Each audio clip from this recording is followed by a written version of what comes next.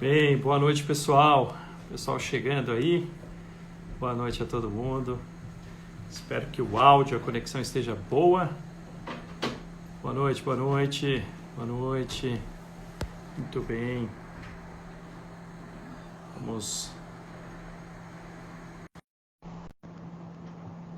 conectar aqui. Pessoal. O pessoal está entrando, boa noite, gente. Aos que não me conhecem, eu sou Márcio Cotes. Estamos aguardando aqui a conexão por parte do Dr. Ricardo Oliveira, que deve estar entrando daqui a pouquinho aqui para fazer essa live aqui com vocês, para tratar sobre o assunto do legítimo interesse e a Lei Geral de Proteção de Dados. Espero que o áudio esteja bom aí a todos que estão entrando. Muito bem. Legal, gente. Muito bom, o pessoal está entrando. Boa noite. Vamos aguardar aí o Dr. Ricardo, que vai participar também dessa live para falar sobre legítimo interesse e LGPD, Lei Geral de Proteção de Dados Pessoais. A gente vai bater um papinho aqui sobre todo o trabalho que a gente vem fazendo em cima de LGPD, um pouco do nosso histórico em cima disso, falar também aí sobre a nossa participação no Congresso Nacional, debatendo a inclusão, na verdade, da base legal do legítimo interesse na Lei Geral de Proteção de Dados Pessoais. Logo no início, nos projetos originais da LGPD, o legítimo interesse não constava. Olá, doutor Ricardo, como vai? Boa noite. Olá, boa noite, tudo bem? Bem, e você, como é que tá? Tudo bem também, graças a Deus. Maravilha, o pessoal está entrando aí para a gente participar dessa live aí, bater um papo sobre legítimo interesse e a Lei Geral de Proteção de Dados Pessoais. A gente vai falar aqui um pouquinho sobre vários assuntos. Nossa, quanta gente entrando aqui, gente conhecida do mercado aí, gente de peso aí. Acho que tem gente de peso mais pesado que a gente aqui entrando na live. Eu já vi o Dr. João Pedro entrando aqui já.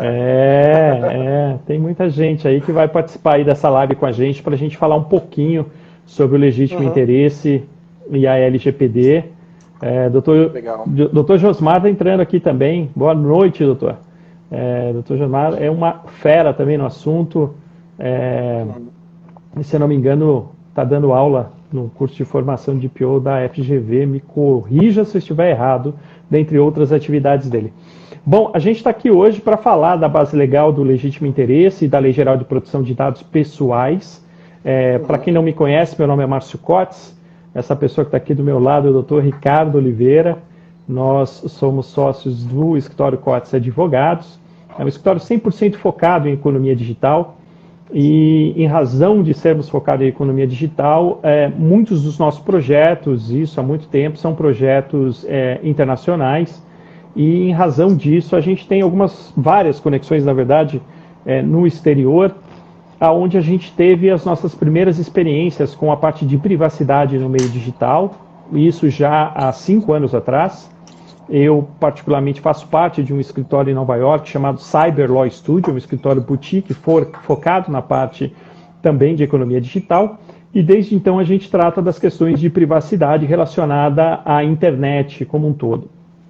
Trazendo para vocês um pouco de histórico disso tudo, em razão disso nós participamos de vários debates na mídia sobre privacidade no meio digital, vários artigos escritos no Valor Econômico, debates na mídia em geral e algumas entrevistas até para a Globo News. Uma delas, que foi no programa Entre Aspas da Globo News, nós tratamos ali, a convite da Rede Globo, a questão do escândalo da Cambridge Analytica, que foi o escândalo do Facebook, onde a gente foi justamente falar dessa questão de privacidade e a internet. Em razão disso, seguindo com esse histórico, para dar um overview para vocês, à época o senador Ricardo Ferraço, que era o relator do projeto de lei de proteção de dados, assistiu à nossa participação e acabou convidando o escritório para assessorar tecnicamente o Senado na discussão do projeto de lei geral de proteção de dados pessoais. Foi o que nós fizemos. se vocês tiverem curiosidade, digitarem meu nome, Márcio Cortes, Senado, vocês vão ver ali um videozinho, a minha participação numa das reuniões temáticas do Senado, e eu basicamente propus ali, dentro do tempo que me cabia, a defesa, né, da inclusão do legítimo interesse como uma das bases legais do que era o projeto da Lei Geral de Proteção de Dados Pessoais. O fato é que o debate continuou, não só pelas minhas colocações, outros profissionais também defendiam a mesma coisa. O fato é que o legítimo interesse acabou sendo incluído, porque não fazia parte da redação inicial de alguns projetos da Lei Geral de Proteção de Dados, acabou fazendo parte, foi votado e hoje é uma das bases legais das 10 que existem na Lei Geral de Proteção de Dados Pessoais. Se eu perguntar aqui a queima-roupa para o doutor Ricardo, qual que das 10 bases legais é a mais subjetiva de todas, qual que você diria e por quê, doutor? Realmente, das 10, a mais subjetiva é o legítimo interesse, não tem jeito, né? Passando pelos requisitos que a própria lei traz, ela traz tanto grau de subjetividade, né, de questões não objetivamente externadas, que não tem jeito, a gente tem que realmente se debruçar, ruminar, verificar a situação para conseguir aplicar. Então isso traz, de certa forma, uma insegurança até para nós, né, quando a gente vai propor uma determinada solução, mas até por isso a gente precisa se aprofundar. E eu acho que foi isso que a gente fez com bastante empenho dentro do nosso livro, né, que a gente acabou coordenando. É isso aí.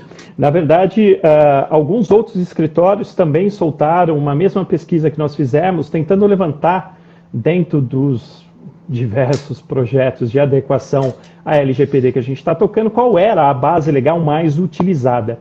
E quase que todos são uníssonos em dizer que, na maioria dos projetos, a base mais utilizada para tratamento de dados pessoais é o legítimo interesse.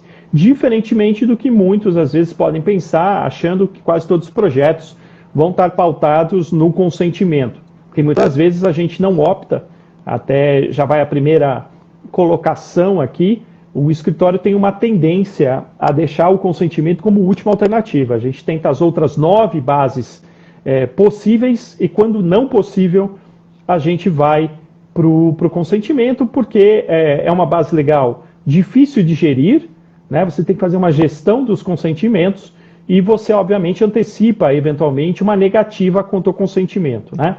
O legítimo interesse, ele foi objeto de estudo amplo por parte do escritório, até em razão desse histórico que a gente acabou de colocar, e como o doutor Ricardo já antecipou, tanto eu quanto ele, nós coordenamos um livro que acabou de ser publicado, que é o Legítimo Interesse e a LGPD-P. Isso aqui, gente. Né?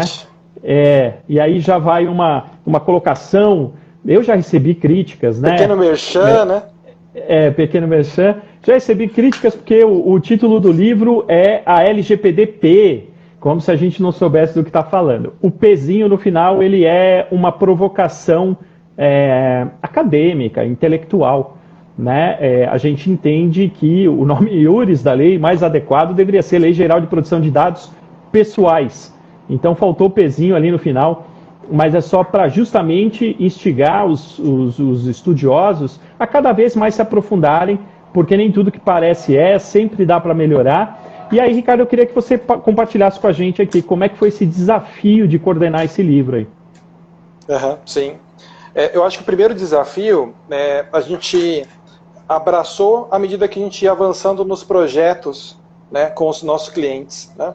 Então a gente precisaria sempre adotar uma solução que não inviabilizasse o negócio, que facilitasse, né, que fizesse com que o cliente não perdesse tempo nem dinheiro criando processos que eventualmente poderiam ser supridos dentro de um enquadramento legal adequado.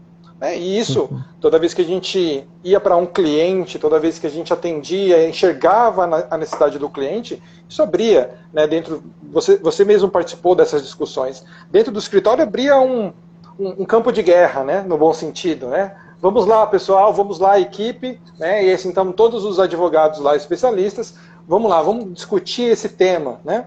Eu sei que em algumas outras áreas a gente também tem esse tipo de círculo de discussão, né? Eu sei que entre os psicólogos, os sociólogos, né? E aí a gente também tem no jurídico, né? Chegando lá, poxa, vamos conhecer essa necessidade, vamos verificar essa situação. E isso foi fomentando dentro de nós, né? Dentro do nosso ambiente, aquela, poxa, por que a gente não externa então isso, né? Que a gente discute tanto, que a gente debate tanto, que é um capital que a gente vai adquirindo com esse diálogo, né? E aí foi quando surgiu essa ideia, poxa, então vamos lá, vamos seguir externando isso através de um livro, né?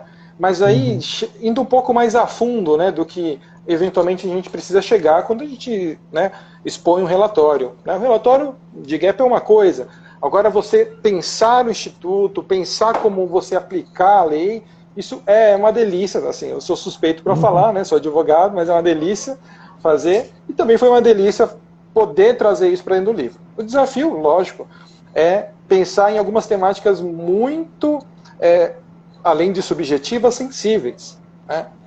Aquele exemplo que eu costumo dar em todo lugar que eu vou, né? Quando a gente pensa em usar o legítimo interesse para uma determinada variável, né? Poxa, quero usar o legítimo interesse para fazer tal coisa. O quanto invasivo, eventualmente, eu estou sendo, né? Será que eu posso ir até o limite? Será que eu devo só pôr um pezinho no legítimo interesse? Eu costumo pensar o seguinte, né? Às vezes o legítimo interesse ele é como uma faca muito bem amolada, né? Então, é excelente para a maioria das coisas, mas tem que tomar muito cuidado na hora de manusear, porque se mal utilizada pode causar alguns estragos, né? Arrancar e inviabilizar alguns membros aí de uma instituição, né? De uma corporação. Sem dúvida. E eu acho que também um grande desafio, né, é o fato de ser o primeiro livro sobre essa base legal, pelo menos que trata 100% desse tema. Então, quase que não existia qualquer tipo de doutrina, né, sobre esse assunto, pelo menos doutrina nacional. Então, todo o estudo ele é pautado em cima dessa experiência internacional que nós tínhamos, né? Então, muita pesquisa em cima da doutrina e da jurisprudência europeia para construir. E aí a gente começou a decidir quais os temas que fariam sentido ali para um livro sobre legítimo interesse, né? Dentro desse conceito, a gente foi estabelecendo primeiro os 2 primeiros, ou os 3 primeiros capítulos, basicamente, eles tratam basicamente da concepção do que vem a ser o legítimo interesse, né? O primeiro capítulo fala da importância da LGPD dentro do contexto legislativo brasileiro. O segundo capítulo, junto com o terceiro, é quase que o coração do livro, então tudo é quase que entregue logo no começo, aonde a gente define o que eventualmente caracteriza o legítimo interesse, complementado ali com o terceiro capítulo que fala da legítima expectativa, que é um requisito fundamental para a caracterização do legítimo interesse, né? Desses 3 capítulos, nós dois escrevemos os 2 primeiros e o Dr. Ricardo Azevedo escreveu o terceiro, né? Então, doutor Ricardo, explica para a gente mais ou menos o que compõe o legítimo interesse para que ele fique caracterizado e possa ser uma base legal para tratamento de dados pessoais. Sim. Geralmente, quando a gente descreve as bases jurídicas, né, para tratamento de dados, e aí eu sei que tem gente que não é da área jurídica, né, e vou fazer só um adendo, né. Quando a lei ela entrar em vigor, ela inverte um paradigma, né, ou seja, atualmente eu posso fazer com pouco limite, né, mas posso fazer o que eu bem entendo com dados pessoais. Quando a lei entrar em vigor, a gente vai ter uma limitação, né, de utilização do dado baseado nas figuras, nas hipóteses legais, ou seja, nas bases jurídicas. Ou seja, eu vou ter que encaixar o que eu faço com o dado pessoal dentro de uma hipótese legal. E aí, entre essas hipóteses, a gente tem falado aí do legítimo interesse, que é uma das 10. Geralmente também, quando a gente palestra, né Cotes, a gente sempre deixa o legítimo interesse por último. Porque quando a gente chega no legítimo interesse, às vezes as pessoas dão uma desanimada. E eu vou explicar por quê. A gente fala, por exemplo, do consentimento, né, quando a pessoa consente em tratar os dados, a gente fala sobre o cumprimento de um contrato, o cumprimento de uma lei. Isso aí todo mundo fica pensando, poxa, mas então não vou poder mais usar o dado e tal. Aí a gente chega no legítimo interesse e fala exatamente isso. Olha, legítimo interesse é o legítimo interesse de alguém. Simples assim, né? Parece, né? De início, muito simples. Então, vamos pensar na coisa mais básica do mundo para as empresas, né? Perseguir o lucro, né, é um legítimo interesse? Poxa, de longe, né? Lógico que é, né? A gente tem aí todo o mercado que, segundo a Constituição, o mercado é nosso, né? O mercado do Brasil. Né? O Então a gente mercado é precisa nosso, a livre perseguir. iniciativa é princípio constitucional. Né? Então temos aí uma finalidade muito clara, né, de legalidade. Poxa, eu posso perseguir o lucro. Né? Então é um legítimo interesse. Eu tenho um interesse que não é vedado pela lei e eu posso posso tratar dados pessoais para atingir essa finalidade. Parece uma carta branca. Né? Então por isso o legislador trouxe para dentro desse instituto alguns limitadores, né? Alguns requisitos a serem satisfeitos. Então, feita essa introdução, a gente tem lá um requisito, por exemplo, que talvez o mais difícil da gente superar em algumas situações, que é a legítima expectativa do titular. Né? Então, o quanto eu tenho expectativa, por exemplo, de receber o contato de uma empresa que eu nunca tive relação jurídica, que eu nunca contratei, que eu não conheço, por exemplo. Né? Então, dentro de todas as relações, a gente pode enxergar o que espera o titular, o que espera a pessoa de carne e osso, né? Quando ela entra em um negócio jurídico, o que ela espera que sejam feitos com os dados dela. Então a gente tem visto, por exemplo, um exemplo não é tão hipotético assim, já foi hipotético, mas atualmente não é. Quando eu ofereço, por exemplo, um CPF na nota no supermercado, será que eu espero que o supermercado faça análise de crédito para me oferecer um cartão? Isso é minha expectativa ou não é? Então, só para vocês enxergarem, né? Às vezes, a legítima expectativa, e o Dr. Ricardo Azevedo destacou muito bem isso no artigo dele, dentro do livro, justamente ela está limitada dentro de cada uma das situações concretas que a gente se envolve. Na hora que eu compro que eu compro um produto, na hora que eu contrato um serviço, é aquilo que eu espero que aconteça com o meu dado. Às vezes acontece só o que eu espero. Às vezes acontecem coisas a mais. E quando a gente enxerga coisas a mais, a gente tem que enxergar. Aí vem um outro requisito. Isso me traz algum tipo de benefício? Para mim, titular. Né? Então já é um segundo requisito. Eu trago algum tipo de benefício ou não para o titular? Para a pessoa de carne e osso? Então, até o momento do que você está falando, existe o legítimo interesse, ele é extremamente subjetivo, que é legítimo interesse para mim, não pode não ser um legítimo interesse para você. Então, a lei ela trouxe alguns balizadores do que vem ser esse legítimo interesse. Você já colocou aí dois requisitos que ou limitam esse legítimo interesse, né, ou que caracterizam, né? Então, no caso, um do limitador é que está dentro da expectativa do titular do dado. Então, tem situações que, de fato, você não tem a menor expectativa de ser abordado dentro de certos contextos. Né? Então, por exemplo, se eu compro passagem aérea para ir para Paris, aquela empresa que me vendeu passagem aérea, né, se eu comprei isso online, estaria dentro da minha expectativa receber anúncios sobre passeios em Paris? Sim, acho que é razoável, né? Porque eu comprei passagem para Paris. Agora, se porventura aquela empresa usou os meus dados para me convidar para, sei lá, um leilão de cavalos, quer dizer, não está dentro da expectativa da relação que existe entre o titular do dado e quem está processando. O outro limitador que você está colocando para ser legítimo interesse, pelo menos legítimo interesse do titular do dado, eu preciso ter alguma vantagem, ou precisa pelo menos agregar alguma coisa. É mais ou menos isso. Mais algum outro limitador ou caracterizador desse legítimo interesse? Ele acaba entrando numa esteira comum, mas o legislador, mesmo assim, sabendo que entrava numa esteira comum, ele resolveu destacar dentro do artigo, né? que é a obediência ao princípio da transparência, obediência ao princípio da finalidade. Né? Então, isso ainda é reforçado dentro dessa base jurídica por conta desse grau de subjetividade. A gente também tem que pensar o seguinte, né? Eu acho que isso é um elemento bastante interessante de quem está ouvindo, né? E é operador do direito, né? Por assim dizer, também pensar. A questão do legítimo interesse sempre depende de uma presunção. Isso que é interessante, né? Então, o que é benefício para o titular pode não ser benefício para um, pode não ser benefício para outro, né? O que é benefício para mim pode não ser benefício para você. Então, é sempre o exercício de uma presunção. Bom, eu como controlador, eu como empresa, eu acho que ele vai se agradar se eu fizer tal coisa, né? É lógico que tem alguns desvios aí, né? Eu, por exemplo, não gosto de ser agradado por uma ligação de call center às 8 horas da manhã num sábado, né? Tem alguns desvios aí que eu acho que aí é mais questão de bom senso, né? Mas quanto a requisitos da lei, né, eu acho que os mais importantes são esses, né?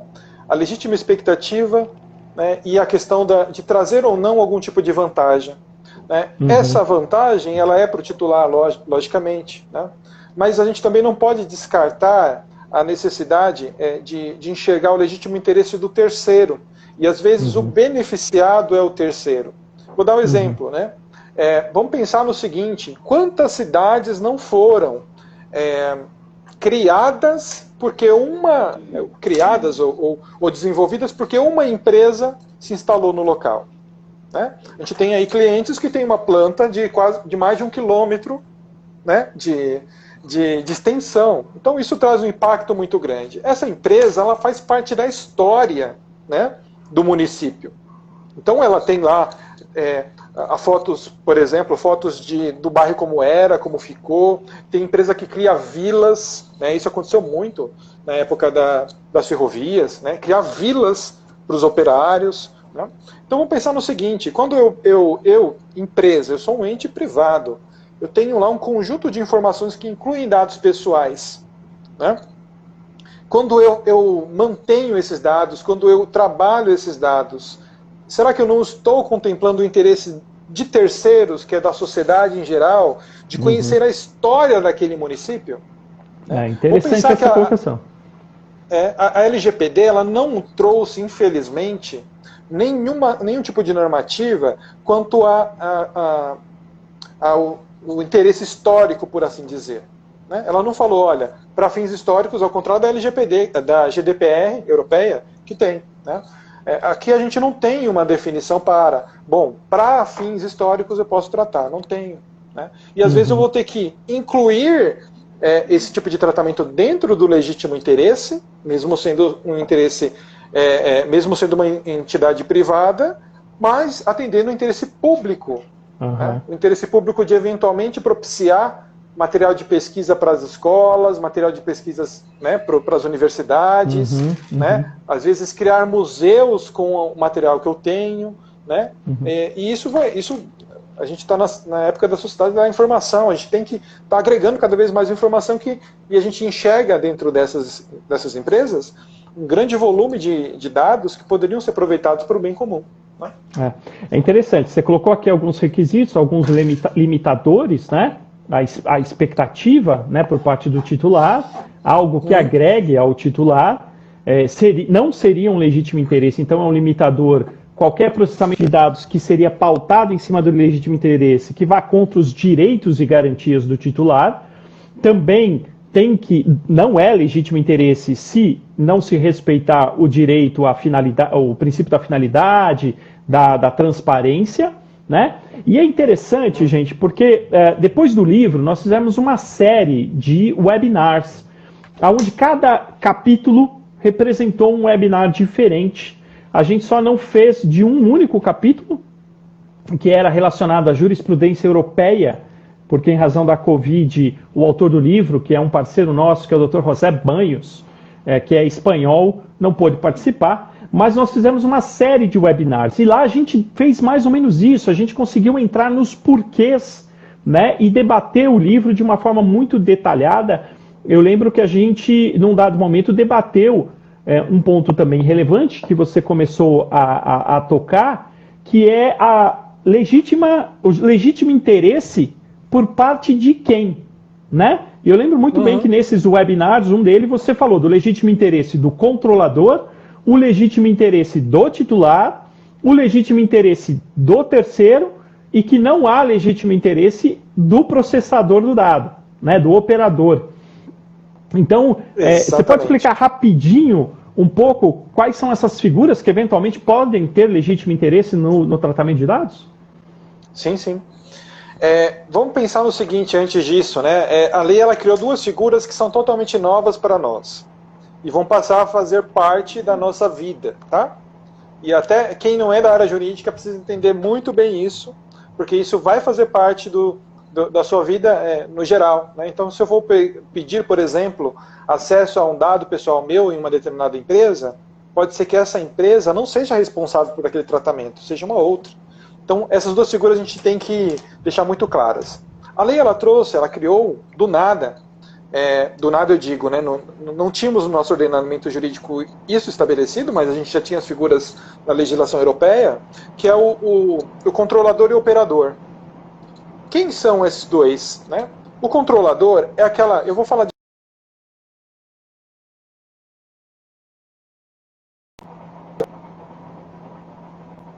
Tem interesse econômico, né, eventualmente, e que decide sobre o tratamento de dados pessoais. Então, o controlador ele decide, bom, eu tenho o dado do Ricardo aqui, eu vou fazer isso, isso, isso com esse dado. O operador, ao contrário disso, ele não decide sobre o dado, ele só cumpre aquilo que o controlador indicou. Né? Então, vamos pensar num call center, gente. Não existe... pelo menos eu não conheço nenhum negócio que seja especificamente diretamente com call center. O call center, ele te liga em nome de um terceiro. Né? Ele é meio. Ele é um meio, ele não é um fim. Né? O call center não vai te ligar para falar só sobre o call center em si. Ele vai te oferecer alguma coisa, ele está representando alguém.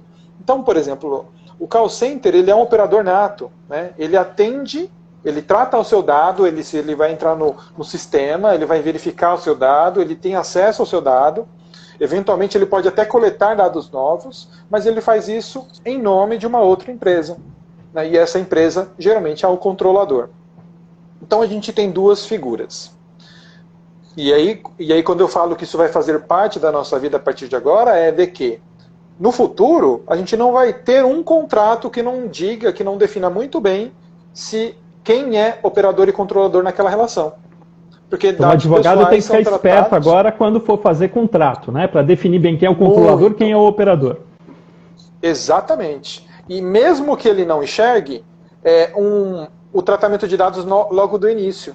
Né? A gente conversou bastante, né, sobre isso. Às vezes, no suporte técnico que se faz dentro de um parque tecnológico, você pode ter acesso a dados pessoais.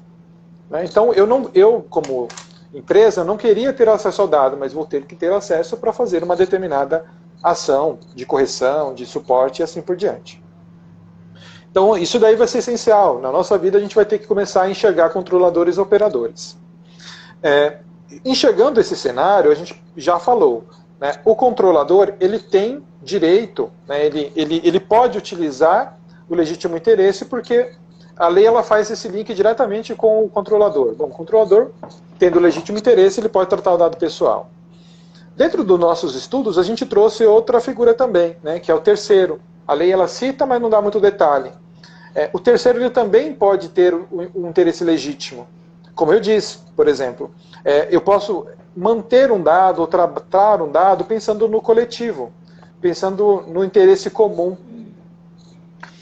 Então eu posso, só que sempre parte do princípio de uma presunção. Como o interesse é de um terceiro, eu tenho que presumir que aquilo seja importante. A gente pode contemplar o interesse do titular, né? Então, também presunção.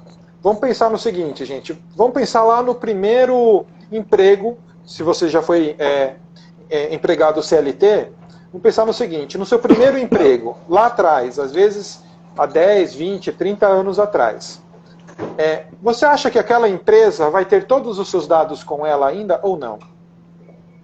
Será que os seus dados estão com ela? Né? Todas as suas folhas de ponto, né? Tudo que você entregou, os atestados, será que vão estar lá?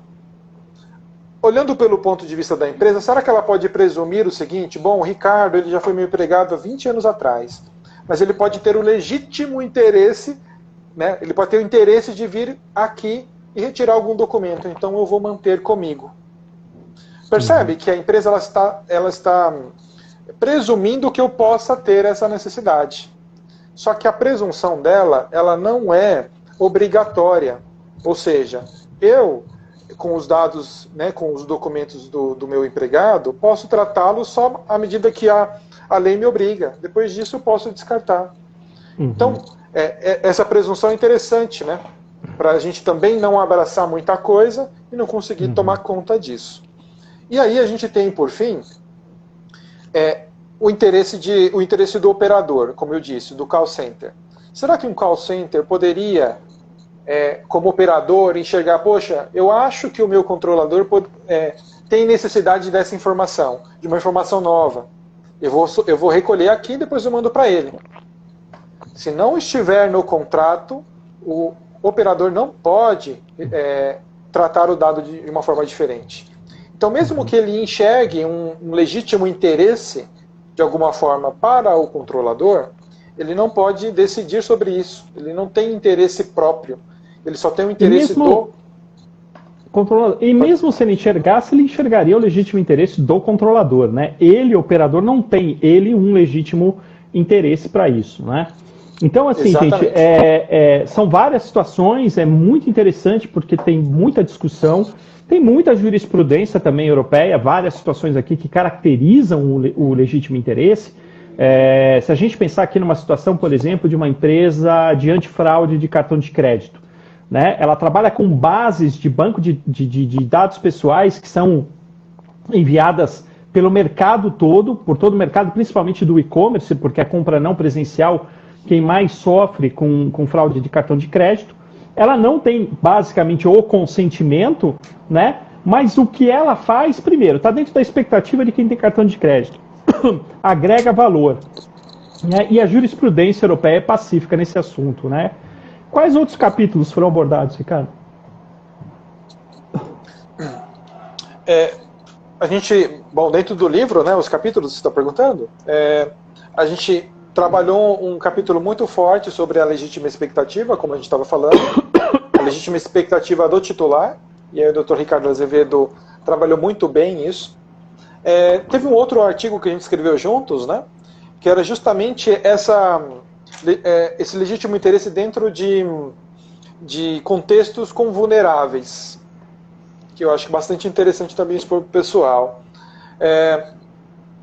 É lógico, né, e a gente vai ouvir muito essa crítica no futuro, né? A gente já pode pensar, por exemplo, na questão da CLT. Quem nunca ouviu, né, a crítica à CLT falando, mas a CLT protege o empregado. É isso mesmo, gente. Protege o empregado. Ela nasceu para isso, né? Ela nasceu para trazer, segundo a lei, um equilíbrio entre as partes que estão em situações diferentes, né? Inclusive eu vi, bom, acho que eu não vou falar sobre o meme que eu vi do Moro, né? Alguém mandou um meme para mim falando, na lição de ontem o Moro aprendeu de que não se negocia com o patrão, mas isso não é verdade em todos os casos, né? Mas de qualquer forma, a gente tem lá um desequilíbrio entre quem contrata e quem presta o serviço. Isso é natural, se você é um prestador de serviço, independente de qual modalidade, você sabe disso, né? O contratante geralmente tem um potencial, né, um poder maior do que o outro. A gente também já ouviu essa crítica com o CDC. Poxa, mas teve gente falando, poxa, mas essa lei ela só protege o consumidor. É isso mesmo, gente. Ela veio para proteger o consumidor. Né? Ela veio defender o consumidor. E aí quando a gente pensa na LGPD, qual que é o viés dela? É proteção de dados pessoais. Então, toda vez que eu protejo alguma coisa, eu protejo porque ele dentro do ambiente, ele está em posição de vulnerabilidade, de menor condição de se autodefender. Eu não preciso defender duas empresas, porque isso não existe o código de defesa, né, das empresas. Porque se presume ali que há um equilíbrio entre elas. Tá? E aí é regido pelo Código Civil. Mas quando eu penso numa relação que existem duas partes que são desequilibradas, eu preciso proteger. Então vem o viés da lei, né, para a proteção de dados pessoais, e isso se refere justamente ao titular, eu, né, que vou ser protegido. E aí pouco importa se eu sou famoso, se eu tenho dinheiro, ou se eu não tenho dinheiro, se eu sou pobre. Isso não importa, porque o tratamento de dados, ele pode nos afetar a todos, desconsiderando essas variáveis. Então, se eu fosse o Neymar, ou se eu fosse, né, o Zé Ninguém, que ninguém conhece, ninguém, né, não tem dinheiro e tal, pouco importa, para a lei é a mesma coisa, porque vai afetar todos os dois igualmente. Tá? Uhum. Então, a gente trabalhou bastante forte nesse capítulo sobre como tornar uma relação com vulneráveis mais equilibrada. E aí a gente cita bastante o empregado e o próprio consumidor. Uhum. Né? Utilizar o legítimo interesse para outros tipos de relação já é complicado, porque eu tenho já o viés que me obriga, que me obriga não, né, que já prevê a defesa do titular. Eu já tenho esse viés na lei. Mas em algumas situações, essa vulnerabilidade de uma parte, ela ainda é maior, porque, né, dentro da relação de emprego, o empregado ainda, né, tem menos possibilidade, dentro da relação de consumo, o consumidor tem ainda menos possibilidades. Então a gente escreveu um capítulo baseado nisso, né, sobre como tentar tratar o dado pessoal dentro do legítimo interesse, equilibrando mais a balança entre os dois interessados, né, controlador e operador. Legal. Foi bastante bacana esse modéstia à parte, né, ficou muito bom. Eu acho que a gente conseguiu retornar bastante claro, né, bastante objetivo como tratar o dado pessoal de uma forma mais segura dentro desses dois contextos. Legal. Bom, tem muita gente aqui perguntando, mas como é que vai ser a fiscalização disso? Mas não tem inversão de ônus da prova? Bom, gente, para quem é do direito já está acostumado, né? A fiscalização, ela verifica questões subjetivas, vai ser o entendimento de quem fiscaliza, mas aí eu também vou fazer um parênteses, todas as perguntas são sempre muito pautadas na fiscalização, né? Criaram uma áurea em cima da Autoridade Nacional de Proteção de Dados como se ela fosse o único órgão que poderia aplicar a LGPD. Gente, a Autoridade Nacional de Proteção de Dados, isso foi até objeto de um artigo que eu e o Dr. Ricardo publicamos no Valor Econômico há 1 ano e 5 meses atrás, é só um dos entes que podem cobrar o cumprimento da LGPD, né? E talvez não seja nem o órgão que mais preocupe. Afinal de contas, por mais que ela tenha a caneta para dar uma multa de 50 milhões de reais, ela também tem a obrigação, principalmente logo no início, ela é quase que uma obrigação ética, quase que uma obrigação moral, e eventualmente ela pode ser até uma obrigação legal de ter um caráter mais didático do que sancionador. A LGPD, pode ser que você não tenha problemas com uma fiscalização, mas você pode ter um problema com o Ministério Público. Você pode ter um problema com um órgão de defesa do consumidor numa ação civil pública. Você pode ter um problema de ter ações individuais espalhadas pelo Brasil inteiro. Então eu vou ampliar um pouco a pergunta, a colocação. A preocupação não é só a fiscalização, mas a discussão disso até mesmo dentro de processos judiciais. Seja num âmbito ou no outro, o que existe é um ponto de vista colocado pela fiscalização, ou colocado pelo advogado do titular do dado, ou colocado pelo promotor de justiça, ou colocado pelo órgão de defesa do consumidor. Vai ter uma posição do lado de quem eventualmente está sofrendo ação à fiscalização, onde vai se discutir a aplicação da lei dentro desses requisitos que a gente colocou. E uma vez comprovados os requisitos, tanto a justiça quanto o órgão a Autoridade Nacional de Proteção de Dados deveriam reconhecer o legítimo interesse, né? Isso aconteceu assim em larga escala já na Europa, onde várias empresas foram ou fiscalizadas ou sofreram ação e conseguiram comprovar, dentro do que prevê a lei, que ela tratava dados pessoais pautados no legítimo interesse. Portanto, a discussão do legítimo interesse é uma discussão que passa pela dialética, pela troca, pelo raciocínio, pelo convencimento de argumentos. Os argumentos técnicos são esses que são colocados aqui, mas cabe ao advogado, ao operador do direito, colocar a situação fática dentro dos requisitos legais, né? Aquela máxima do direito, dê-me os fatos que lhe daria o direito. Então, dependendo dos fatos, a gente vai analisar tanto o fiscal, quanto o juiz, quanto o promotor, quanto o advogado, a aplicação e o reconhecimento ou não do legítimo interesse em cada uma das situações. Portanto, a fiscalização ela é uma fiscalização igual a qualquer outra fiscalização e eu diria mais, em qualquer outro ramo do direito.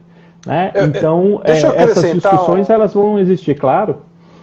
Acrescentar um item aí, que principalmente clientes com equipe de TI bem treinada, né? Eles costumam perguntar para nós, poxa, mas quem vai ser o fiscal? Como que ele vai detectar tal coisa? Né?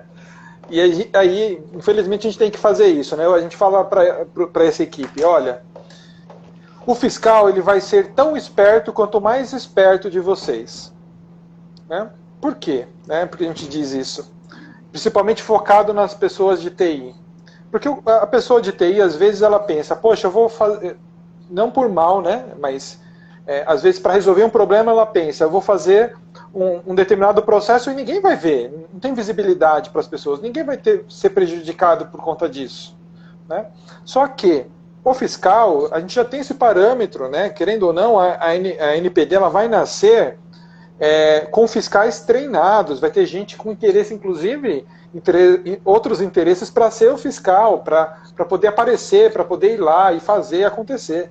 Né? E essas pessoas vão ser pessoas técnicas. E o técnico, um técnico muito bem, muito experiente, muito treinado, ele vai conseguir, né, detectar o que você conseguiria detectar se você fizesse o que ele vai fazer. Né? Então, a gente tem que ter esse pensamento. Não é qualquer pessoa que vai chegar aqui, bater na porta da empresa e falar, olha, mas como que você trata o dado? Ah, tá bom, então tá bom, vou embora. Não é assim, eu trato no legítimo interesse, então tá bom, tô indo, né? Tá bom, beleza. Não é. Na verdade, não é assim, gente, são pessoas extremamente qualificadas, a gente vem participando das discussões, até na Casa Civil, eu particularmente participei de 2 reuniões, onde os especialistas foram perguntados pela Casa Civil como deveria atuar a Autoridade Nacional de Proteção de Dados.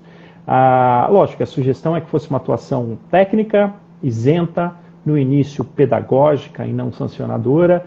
A gente sugeriu que a atuação ela fosse setorial, então cada um vai se especializar num setor específico e técnica. E os nomes cogitados para assumir a direção são nomes técnicos. Então a fiscalização não é uma fiscalização que a gente espera que venha a ser técnica, e os problemas ou os casos que já estão sendo levados ao judiciário, porque muita gente pergunta se a LGPD vai pegar, não é se a LGPD vai pegar, o assunto já pegou, então já tem discussão no judiciário, então está sendo travado por gente que entende do assunto. Né? Vou falar de fatos aqui que são notórios, porque está na internet e faço pesquisa. O fato, por exemplo, é que a Via 4 do metrô, uma das linhas do metrô daqui de São Paulo, sofre uma ação por parte do IDEC, porque, a princípio, ela fazia o reconhecimento facial quando você tinha acesso ali a conteúdos de propaganda em mídia digital. Como é que o pessoal do IDEC ficou sabendo, como é que analisou? É porque a gente treinado, é gente que sabe como é que funciona as ferramentas, né? Se é que, de fato, havia reconhecimento facial, porque o outro lado diz que você não chegava a identificar pessoas. Se você não identifica pessoas, não é dado pessoal. Portanto, você já vê que já tem uma discussão bem interessante aí, jurídica, quanto ao fato ou não da Via 4 do metrô estar ou não tratando dados pessoais e se esse tratamento de dados pessoais seria em cima de legítimo interesse ou não.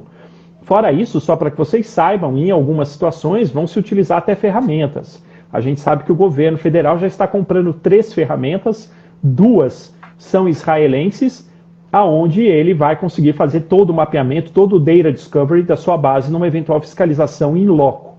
Fora a possibilidade da autoridade exigir que todas as empresas de cloud tenham convênio e homologação por parte da autoridade, e quando ela precisar de alguma informação, ela pergunta junto à empresa de cloud, e não junto à empresa que está tratando o dado. Então, como qualquer fiscalização, ele vai chegar já sabendo como quase tudo o que você faz. Então, respondendo algumas colocações, é assim que vai atuar aí na fiscalização, mas ela não é 0 e 1, né? Muita coisa pode acontecer aí dentro do contexto. Bom, nós fizemos vários webinars tratando desses pontos, outros artigos foram tratados, artigos que eu me lembre, artigos do livro, a aplicação do legítimo interesse no setor financeiro, legítimo interesse nas relações trabalhistas, porque os departamentos pessoais também tratam dados em cima de legítimo interesse. Então, foi uma série de webinars muito interessante que a gente acabou fazendo aí nas últimas semanas. Esse legítimo interesse... Eu queria destacar... Para quem, só concluir aqui, doutor, esses webinars, para quem não conhece a Get Global, eles foram, os direitos autorais deste webinar foi adquirido pela Get Global. A Get Global é uma empresa especializada, uma empresa norte-americana especializada em data privacy. Ela comprou os direitos autorais em cima desse webinar. A Get Global ela tem um curso de formação de DPO que ela está trazendo para o Brasil. Na verdade, esses cursos de formação, eles são num formato que eles chamam de bootcamp, são treinamentos intensivos. Não houve nenhuma edição aqui no Brasil ainda. A última edição foi em Lisboa e a penúltima foi em Nova York. Eu assumi há pouco tempo a diretoria operacional da Get Global e por isso que a gente já está trazendo alguns conteúdos da Get Global aqui para o Brasil. Por que eu estou falando da Get Global? Por que eu estou falando dos webinars? A Get Global fez algo muito interessante nesse momento aqui de Covid-19. A gente pediu, né, que o pessoal da Get Global flexibilizasse aí algumas coisas para ajudar o pessoal nesse momento de isolamento social. E a Get Global disponibilizou todo o conteúdo, todos os webinars que foram gravados, que são em cima de cada capítulo do livro, na plataforma da Udemy. E ele está disponível, por enquanto, se eu não me engano, por um valor irrisório, deve ser algo em torno de R$25. E eles me disseram que eles vão deixar lá até atingir 150 vendas deste conteúdo online. São quase 8 horas de debate em cima de legítimo interesse. O pessoal da organização aqui da live deixou o link no perfil da Get Global Brasil, porque foi também recém-criado o perfil da Get Global USA. Os dois perfis aqui no Instagram são recentíssimos. A Get Global nunca utilizou a plataforma do Instagram, está usando agora por entender que é uma plataforma de fácil acesso para as lives e troca de conteúdo. Então, quem tiver interesse, vai lá no link do perfil da Get Global Brasil, atingindo 150 alunos, digamos, no conteúdo online, ela para. Eu estou olhando aqui, já está em 45, só nesse nosso bate-papo aqui. Então, fica aqui a sugestão, se está em 45, chegando 150, provavelmente eles devem alterar o preço. Eu achei melhor cortar e colocar isso de imediato, doutor, porque eu vi que o número estava subindo 45. Sim. E aí o pessoal ia ficar sem. Mas você ia dizer? Sim. Eu ia pegar um gancho sobre essa questão do IDEC contra a Via 4, né? E essa captura de biometria, para destacar também o artigo do Dr. João Pedro Teixeira, né, nosso querido JP, que escreveu um artigo focado no legítimo interesse e esses dados, eventualmente, de acesso público ou tornados públicos, que é outro grande problema, né, no sentido de precisa ser muito debatido ainda, né, para uma correta aplicação. Então, por exemplo, dentro de um contexto público, eu poderia, e aí não no caso da biometria porque é dado pessoal sensível, mas eu posso visitar sites, recolher informações, dados pessoais em sites e utilizar para aquilo que eu bem entender dentro do meu legítimo interesse? Será que isso estaria correto, não estaria? Né? Então ele escreve bastante bem essa problemática, dando, né, um norte aí para nós sobre como fazer isso de uma forma um pouco mais segura, né? Porque de fato, às vezes, quando uma pessoa, por exemplo, publica o currículo dela, né, é lógico, qual a finalidade que a pessoa publicou o currículo? Né? Publicou para a finalidade de ser contratado por, eventualmente, uma empresa, um interessado. Agora, será que eu, né, como controlador, poderia recolher essas informações e começar a bombardear essa pessoa, né, com ofertas de produtos, serviços, né, seja online ou seja fisicamente, né? Será que isso estaria adequado? E de que forma eu poderia aproveitar essa informação de uma forma que não fosse prejudicial para a pessoa ou até pudesse agregar a ela algum tipo de benefício? Dentro desse contexto, ainda, né, de publicar um currículo, poderia acontecer a otimização daquela publicação. Poxa, será que eu, presumindo um benefício para a pessoa, poderia replicar esses dados pessoais para esse intuito, que é disponibilizar o currículo para o maior número de pessoas para tentar uma colocação de trabalho? Então, é um tema bastante importante e bastante interessante que eu acho que vai crescer muito em discussão, né? Atualmente, a gente tem cada vez mais dados nossos disponíveis na internet, seja na junta comercial, no site da Receita, né? Tantos sistemas, né? Tantos interessados aí em eventualmente tratar os nossos dados, enxergando eles com bastante liberdade na própria internet. Sem dúvida. Tem um capítulo, né, como eu falei, de legítimo interesse e relações de trabalho. Tem um também que a doutora Eloá gravou, que foi um debate interessante sobre a parte do legítimo interesse em instituições financeiras, né? E tem uma pergunta também interessante aqui, que é a questão do legítimo interesse e dados sensíveis, né? Citando farmácias. Esse ponto é interessante, vale a pena você comentar também, doutor. Como eu adiantei, né, o dado pessoal sensível, ele não pode, em regra, tá? Ele não pode ser utilizado com base no legítimo interesse. Então, eu não posso, pelo legítimo interesse, por exemplo, trabalhar o dado do seu tipo sanguíneo, né, a sua biometria, a sua orientação sexual, a sua orientação filosófica, sindical, né? Não posso. Dados pessoais que possam te gerar algum tipo de prejuízo. Esses eu não posso, não tenho legítimo interesse para tratá-los, porque a lei assim vetou, né? Porém, existem as exceções, né? E as exceções são: toda vez que eu tiver que autenticar uma pessoa ou prevenir fraude contra ela, eu eventualmente posso trabalhar os dados pessoais sensíveis. Como, por exemplo, eu costumo contar esse caso, porque para mim foi... como eu sou especialista no assunto, não gerou estranheza para mim. Mas eu imagino como as pessoas se sentem, né? Eu sou do tipo da pessoa que vai recortando, né? Recortava pelo menos, os chips, né? Então, chip de celular. Então tinha um chip grande, troquei o celular, troquei o celular, cortei, mas chega num ponto em que o negócio para de funcionar, né? Tudo tem sua vida útil. Aí fui até uma loja, né, para trocar o chip, e a pessoa, para fazer o processo de troca do chip, ela pediu meu documento, tirou foto do meu documento. Aí a gente já começa a pensar no princípio da necessidade. Será que todos os dados que estão no meu documento são necessários para ela realizar o que ela precisa? Fica aí a pergunta aí, que se quiserem dar opiniões, fiquem à vontade. Mas ela foi além, ela ainda tirou uma foto minha, né, para fazer a troca do chip. Para que tudo isso, gente? Para me autenticar. Talvez eles tenham... É só uma provocação. Talvez tenham errado a mão na proporção. Mas quando a gente pensa em proteção, talvez a proporção não seja lá, né, um grande problema. Ela precisava ter certeza de que eu era eu para que a linha viesse para a pessoa certa, né? Se eu fizesse isso com uma personalidade, imagina eu eventualmente ficar com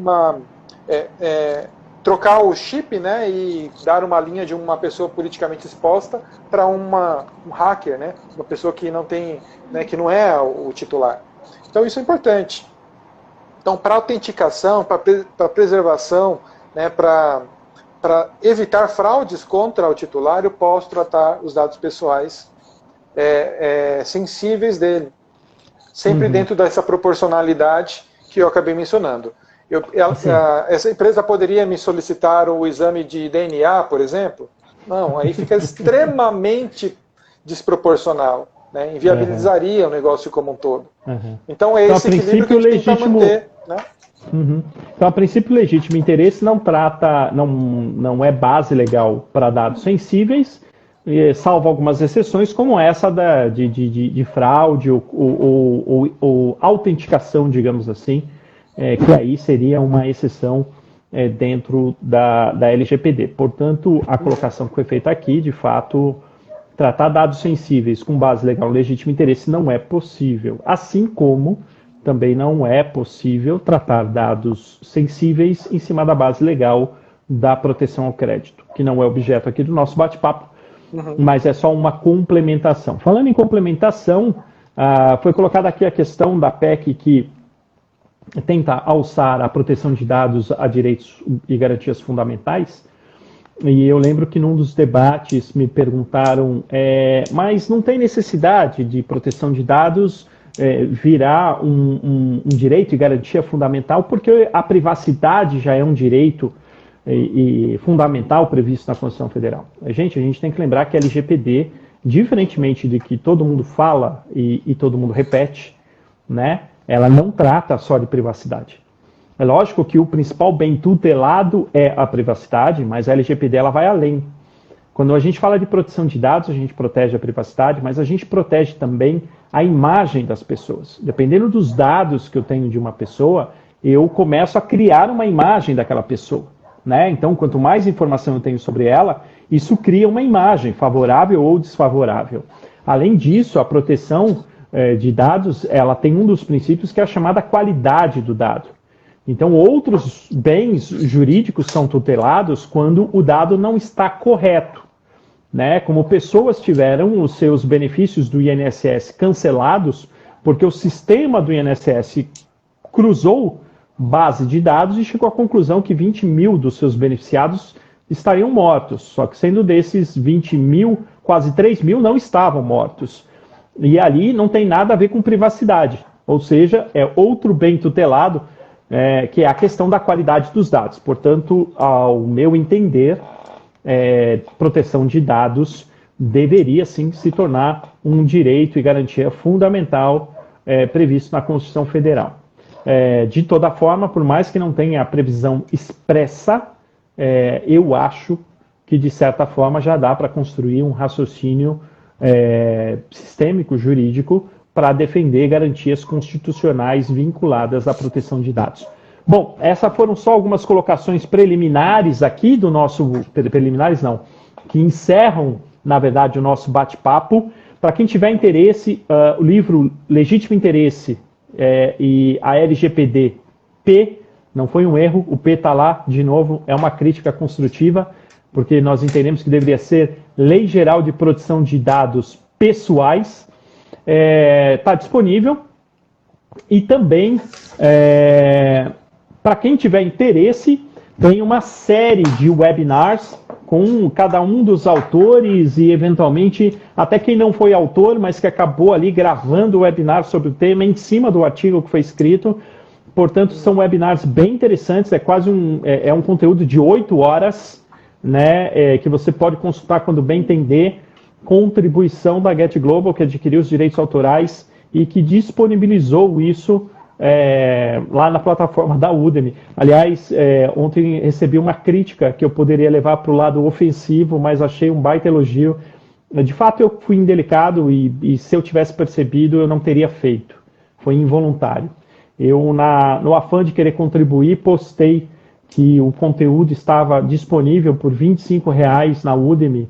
Só que eu postei num grupo de MBA de uma grande universidade que eu dou aula aqui, e um aluno saiu do grupo porque ele ficou ofendido, porque como pode um conteúdo de alta qualidade ser oferecido por R$25, sendo que a mensalidade da faculdade era cara demais.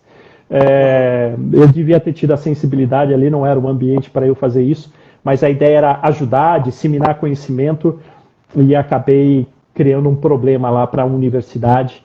É uma pena, mas, de toda forma, a nossa ideia, a nossa intenção é sempre essa, é contribuir, é colocar para vocês aí o máximo de conteúdo. Quem tiver interesse aí nesse curso online, 8 horas gravadas, sobre legítimo interesse, a Lei Geral de Proteção de Dados, no link, tem um link no perfil da Get Global Brasil. Tem 10 segundos aqui restantes, é o suficiente para agradecer aí o seu tempo, doutor Ricardo Oliveira, nesse bate-papo de hoje. Boa noite a todos. Boa noite, pessoal.